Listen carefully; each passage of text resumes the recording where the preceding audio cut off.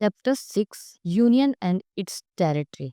इस चैप्टर में हम देखेंगे what constitutes the territory of India, various constitutional provisions with respect to union and its territory, and then parliament की powers with respect to reorganisation of the states, कैसे states evolve हुए हैं in India post 1950s and the current status of various states and union territories. So without wasting much time start करते हैं। Under part 1 articles 1 to 4 deal करते हैं with union and its territory. Also जो first schedule है, हमने last lecture में पढ़ा था कि आर्टिकल्स, पार्ट और शेड्यूल का क्या मतलब है। तो जो फर्स्ट शेड्यूल है उसमें स्टेट्स के नेम, यूनियन टेरिटरीज के नेम एंड उनका जो ज्योग्राफिकल और टेरिटोरियल एक्सटेंट है उसको मेंशन किया गया है। अब आर्टिकल 1 क्या कहता है? ये चारों आर्टिकल्स 1 to 4 ये हमें पता होना चाहिए, बिकॉज एग्जाम में डायरेक्टली पूछा जा सकता है कि what are the provisions under article 1 2 3 4 ऐसे। तो आर्टिकल 1 क्या कहता है? Article 1 talks about name of the country and kind of polity of the country. Means इसकी लैंग्वेज क्या है? That India, that is Bharat, shall be A union of states. मतलब India और भारत, मॉडर्न और ट्रेडिशनल, दोनों नेम्स यूज किए गए हैं इंडिया के लिए, and it will be union of states. अब यूनियन ऑफ स्टेट्स क्यों बोला गया है वो हम देखेंगे। देन सेकंड जो बात मेंशन की है अंडर आर्टिकल 1 वो है territory of India will constitute states जिनकी अपने गवर्नमेंट्स हैं। Then union territories which are centrally administered by and large except Delhi and Puducherry which has their own state legislature and any future acquisitions.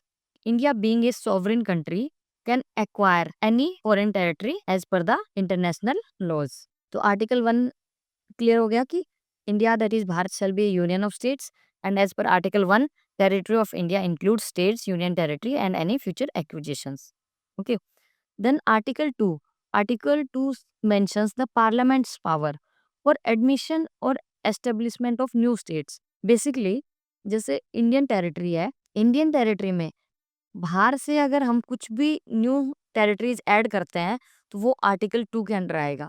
For example जो गोवा, दमन दीव, ये हमने Portuguese से acquire किया था इन 1961। ये जो एक्शन था ये आर्टिकल 2 के अंडर हुआ था। ठीक है।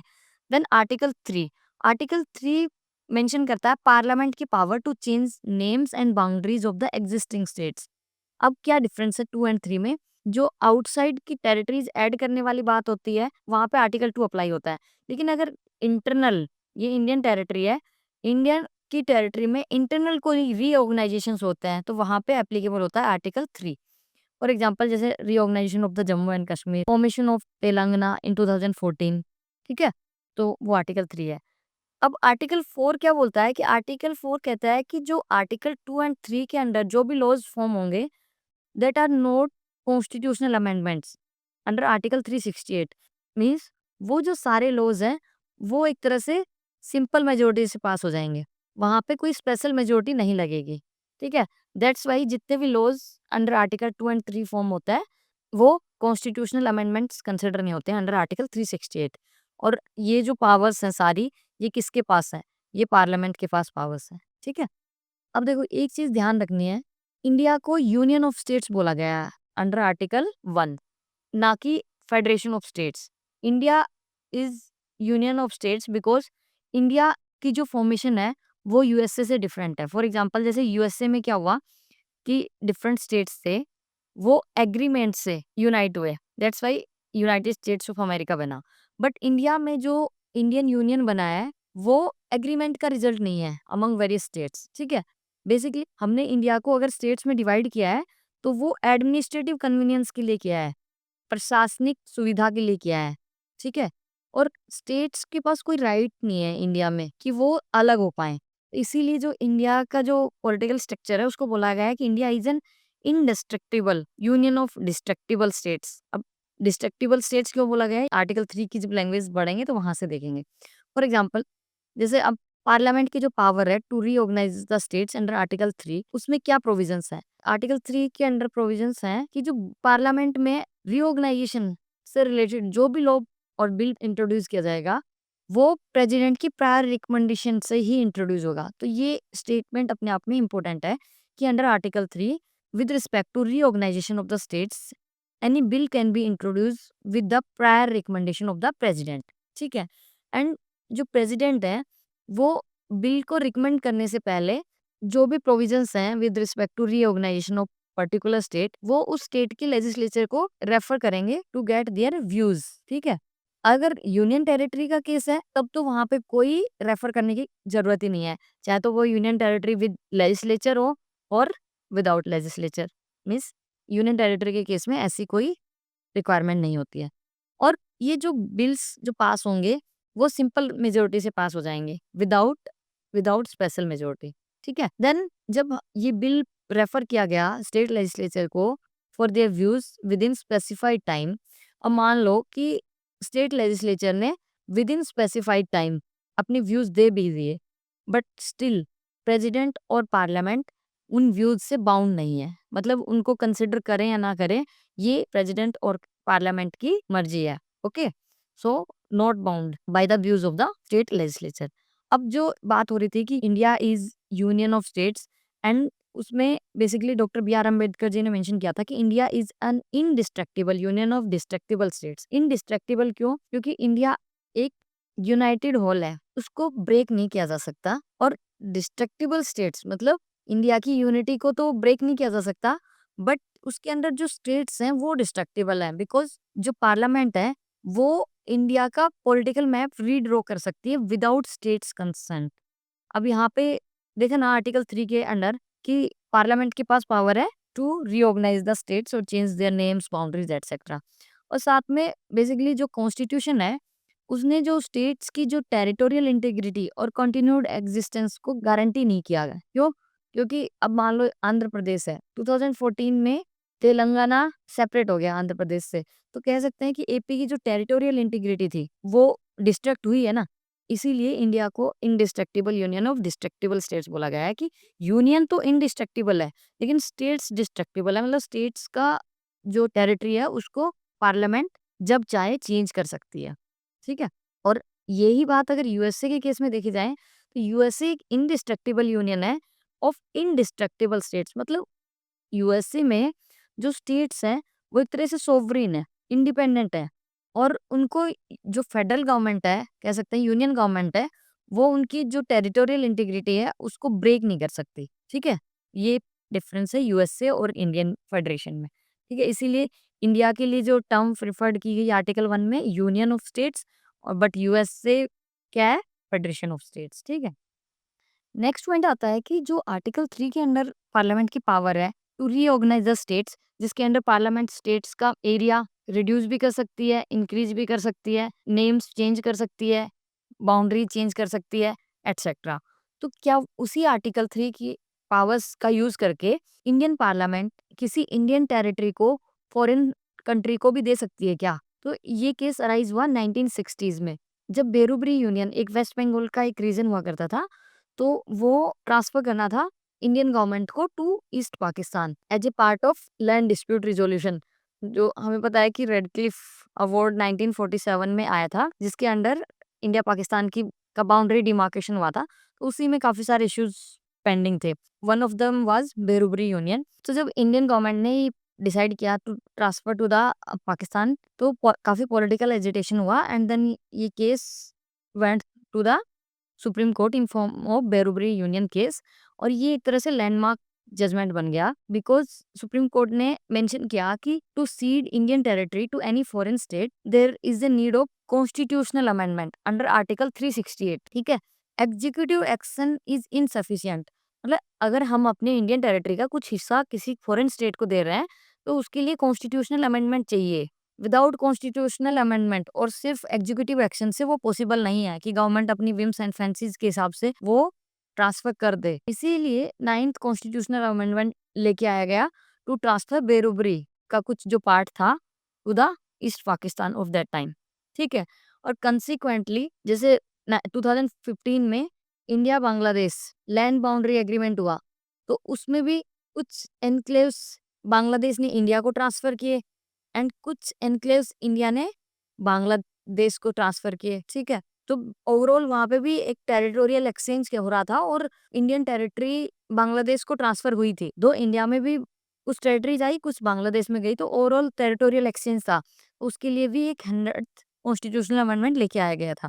ठीक है, अब एक चीज और ध्यान रखनी है कि ये तो इंडियन टेरिटरी को सीड करने के लिए कॉन्स्टिट्यूशनल अमेंडमेंट चाहिए 368 के अंडर, बट अगर जस्ट बॉर्डर डिस्प्यूट रिजोल्व करना है, टू सेटल बॉर्डर डिस्प्यूट, उसके लिए कॉन्स्टिट्यूशनल अमेंडमेंट की रिक्वायरमेंट है नहीं, एंड सिर्फ executive action is sufficient as per the further supreme court judgements in 1969। ठीक है, तो जो बॉर्डर डिस्प्यूट का सेटलमेंट है, मतलब ये इस तरीके से होगा कि यहाँ पे जो लैंड बाउंड्रीज और एनी अदर बाउंड्री से रिलेटेड क्लैरिफिकेशंस वगैरह होंगे, ओवरऑल लैंड ट्रांसफर नहीं होगा। ठीक है, तो अगर ऐसा है तो executive action is sufficient, constitutional amendment not needed. ठीक है, तो ये ध्यान रख लेना। अब एक चीज और ध्यान रखने वाली है कि जैसे territory of India is a wider expression than union of India, क्योंकि देखो टेरिटरी ऑफ इंडिया में territory of states, union territories and new acquisitions in future, वो सारे इंक्लूडेड है। लेकिन जब हम यूनियन ऑफ इंडिया बोलते हैं तो हम सिर्फ स्टेट्स की बात कर रहे हैं। ठीक है, तो ये पॉइंट याद रखना है, territory of India is a wider expression than union of India. ठीक है, अब हम देखेंगे evolution of states and union territories. हमें पता है कि बिफोर 1947 क्या हुआ था, इंडिया में कुछ ब्रिटिश प्रोविंसेस हुआ करती थी एंड कुछ प्रिंसली स्टेट्स हुआ करते थे। देन इंडिपेंडेंस एक्ट आता है 1947 में, एंड पोस्ट दैट इंडिया और पाकिस्तान का पार्टीशन हो जाता है, दो इंडिपेंडेंट डोमिनियंस क्रिएट होते हैं, इंडिया एंड पाकिस्तान। और प्रिंसली स्टेट्स को ये फ्रीडम होती है कि they could join any, India और पाकिस्तान, और रिमेन इंडिपेंडेंट।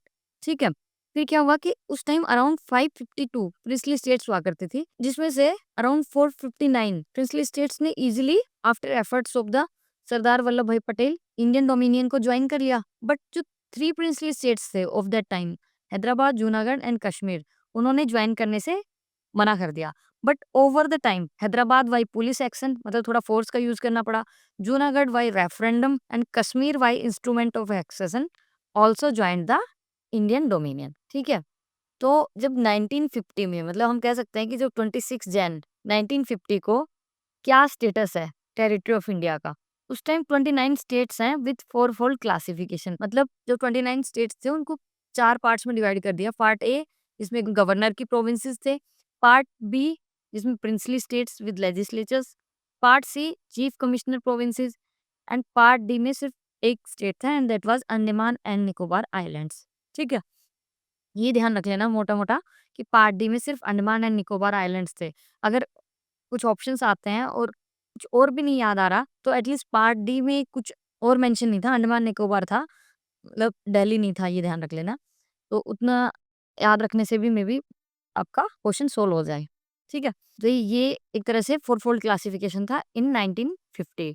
बट ये जो क्लासिफिकेशन था ये एक तरह से टेम्परेरी था। ओवर द टाइम स्टेट्स का रीऑर्गेनाइजेशन हुआ है ऑन लिंग्विस्टिक बेसिस।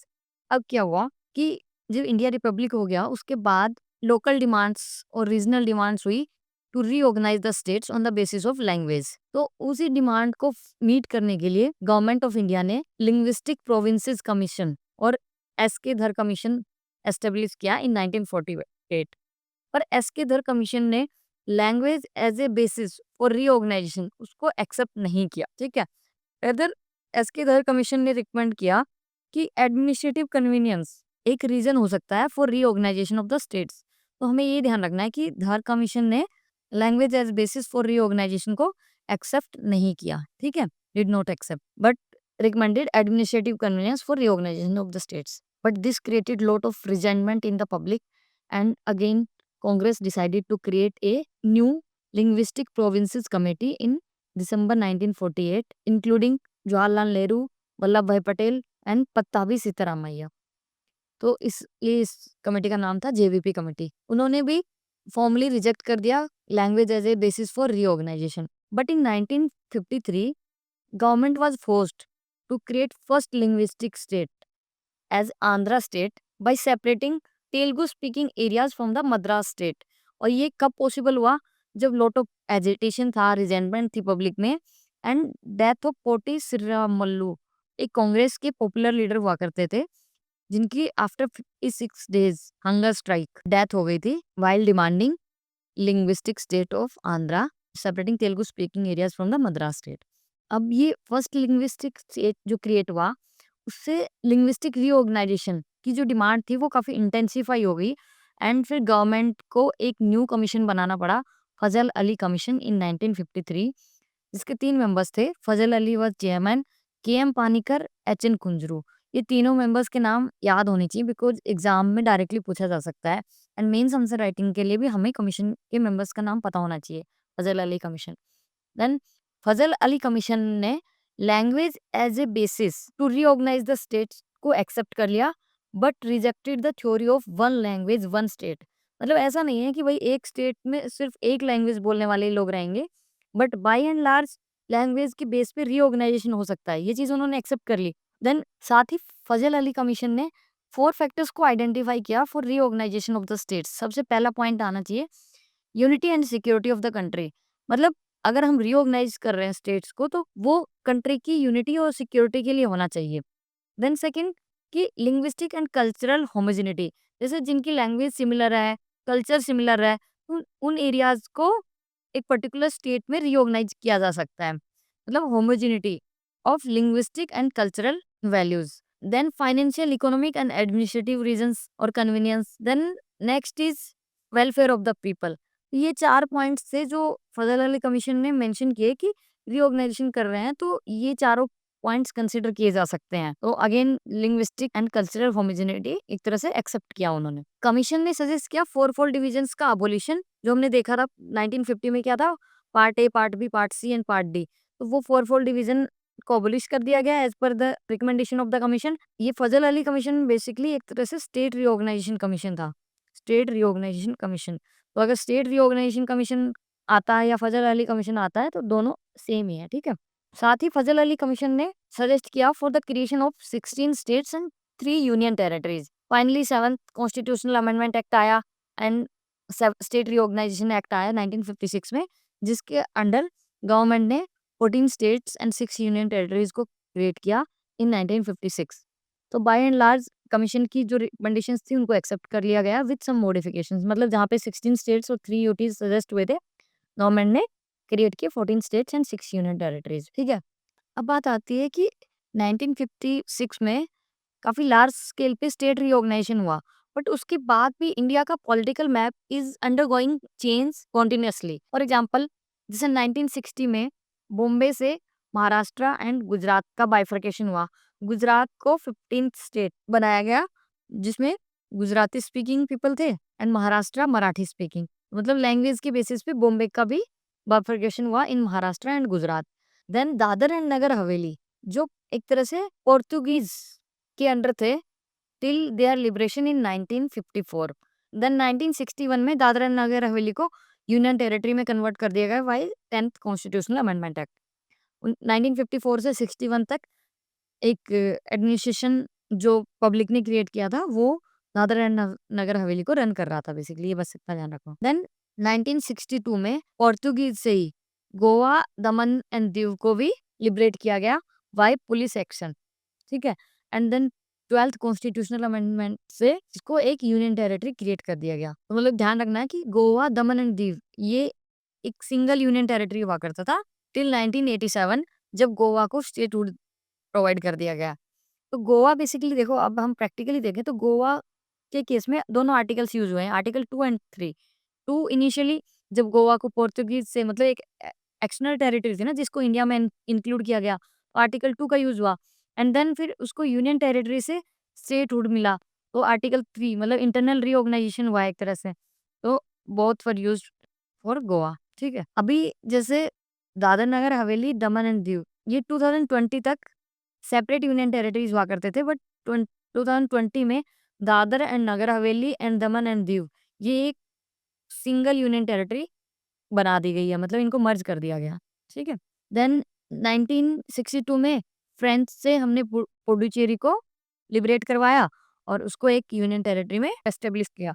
अब next is Nagaland in 1963। Basically जो नॉर्थ ईस्ट है वो बाय एंड लार्ज आसाम हुआ करता था, लार्ज आसाम। तो आसाम से जो नागा पीपल है उनकी डिमांड के अकॉर्डिंग नागालैंड क्रिएट किया गया इन 1963 एज ए 16th स्टेट, ठीक है। तो ध्यान, ये पीछे जैसे अभी 15th state Gujarat 15th state create हुआ था, फिर उसके बाद दादर नगर हवेली, गोवा, ये अभी तक यूनियन टेरिटरी चल रहे थे। फिर 1963 में 16th स्टेट बन गया नागालैंड। देन 1966 में क्या हुआ, पंजाब में भी लोग डिमांड कर रहे थे और separation of Punjabi speaking people and Hindi speaking people. तो Punjab as per the Shah commission recommendations Punjab को डिवाइड कर दिया गया in Haryana and union territory of Chandigarh, और कुछ पंजाब के जो हिली रीजन्स थे उनको हिमाचल प्रदेश यूनियन टेरिटरी में ऐड कर दिया गया। ये यूनियन टेरिटरी ऑलरेडी एग्जिस्ट कर रही थी after state reorganisation commission of 1956। ठीक है, अब हरियाणा एक तरह से 17th स्टेट बन गया, और फिर 1971 में जो ये हिमाचल प्रदेश का यूनियन टेरिटरी था उसको एलिवेट कर दिया गया स्टेटहुड के लिए, ये 18th स्टेट बन गया। 1972 में जो political map of north east था दैट अंडरवेंट मेजर चेंज, जिसमें मणिपुर एंड त्रिपुरा ये जो यूनियन टेरिटरीज थी उनको स्टेट में कन्वर्ट कर दिया गया। मेघालय जो आसाम के अंडर ही एक सब स्टेट हुआ करता था उसको भी स्टेट का दर्जा मिला। तो creation of 3 new states, Manipur, Tripura and Meghalaya. And Mizoram and Arunachal Pradesh जिनको नॉर्थ ईस्ट फ्रंटियर एजेंसी के नाम से जाना जाता था उनको भी यूनियन टेरिटरी में कन्वर्ट किया गया in 1972। So Manipur 19th, Tripura 20th and Meghalaya 21st state की फॉर्म में क्रिएट किए गए। ये क्रोनोलॉजी पता होनी चाहिए बिकॉज पास्ट ईयर्स में प्रीलिम्स में क्वेश्चन पूछे गए हैं। एक बार देखेंगे हम किस तरह के क्वेश्चंस हैं, बट मोटा मोटा एक बार क्रोनोलॉजी का आइडिया होना चाहिए। देन सिक्किम का केस क्या है कि 1947 तक सिक्किम एक प्रिंसली स्टेट हुआ करता था, मतलब चोग्याल डायनेस्टी यहाँ पे रूल किया करती थी। देन 1947 में जो ब्रिटिश पैरामाउंसी का लैप्स हो गया तो इंडिया ने सिक्किम को as a protectorate state accept किया। मींस इंडिया ने एक तरह से सिक्किम के defence, external affairs and communication की रिस्पॉन्सिबिलिटी ली। बट ओवर द टाइम चीजें चेंज होती रही एंड बस फाइनली ये ध्यान रखना है कि 1975 में via 36th constitutional amendment act Sikkim became a full state, 22nd state. ठीक है, मेघालय 21st था, then Sikkim became the 22nd in 1975। ठीक है, देन 1987 में मिजोरम, अरुणाचल प्रदेश एंड गोवा ये 3 states came into being. Arunachal Pradesh और मिजोरम एंड गोवा ये तीनों यूनियन टेरिटरीज थे टिल 1987। तो तीनों को फिर स्टेटहुड प्रोवाइड किया गया। Mizoram became the 23rd, Arunachal became the 24th and Goa became the 25th state. Then 2000 में एमपी से छत्तीसगढ़, यूपी से उत्तराखंड एंड बिहार से झारखंड 3 न्यू स्टेट्स क्रिएट हुए, 26th, 27th and 28th state. अब 2014 में फिर तेलंगाना का क्रिएशन हुआ, Y Andhra Pradesh reorganisation act 2014। ठीक है, तो ये 29 स्टेट बना एक तरह से तेलंगाना इन 2014। बट हमने देखा कि 2019 में जम्मू एंड कश्मीर का जो स्टेटहुड था उसको चेंज कर दिया गया एंड जम्मू कश्मीर से Jammu Kashmir and Ladakh 2 union territories create हुई। तो ओवरऑल अभी जो करंट स्टेटस है इंडिया में वो क्या है कि 28 स्टेट्स हैं एंड 8 यूनियन टेरिटरीज हैं। ठीक है, अब changing name of the states. अब हमने देखा कि आर्टिकल 3 के अंडर पार्लियामेंट नाम चेंज करती रहती है स्टेट्स और यूनियन टेरिटरीज के। फॉर एग्जांपल जैसे 1950 में यूनाइटेड प्रोविंसेस फर्स्ट स्टेट हुआ जिसको रीनेम किया गया एज ए उत्तर प्रदेश। फिर ओवर द टाइम जैसे मद्रास का नेम चेंज किया गया, मद्रास को तमिलनाडु, मैसूर को कर्नाटका, और ऐसे ओवर द टाइम नाम चेंज होते रहे हैं। एक बार आप बुक से भी देख सकते हो और भी क्या क्या हुआ है। अब एक जो इम्पोर्टेंट पॉइंट है वो ये है कि जैसे जब स्टेट्स के नाम चेंज करना होता है तो पार्लियामेंट करती है। ठीक है, लेकिन अगर सिटीज के नाम चेंज करने होते हैं तो वो स्टेट्स के पास भी पावर है, स्टेट्स कैन डू दैट। ठीक है, बस इतना ध्यान रखना। तो फाइनली ये हमारा चैप्टर एंड होता है और इससे रिलेटेड कुछ पीवाईक्यूज हैं वो भी आप देख सकते हैं। क्रोनोलॉजी इंपॉर्टेंट है, मतलब एकदम डिटेल में नहीं तो एटलीस्ट क्रोनोलॉजी तो पता होनी चाहिए कि भाई पहले 1956 जब स्टेट रिऑर्गेनाइजेशन हुआ तो उसके बाद पहले 14 स्टेट्स थे, फिर then Gujarat as 15th state आया, देन जो दादर नगर हवेली, गोवा, दमन दीव ये यूनियन टेरिटरीज क्रिएट हुए। देन पौंडीचेरी ये भी 1962 में यूनियन टेरिटरी क्रिएट हुआ।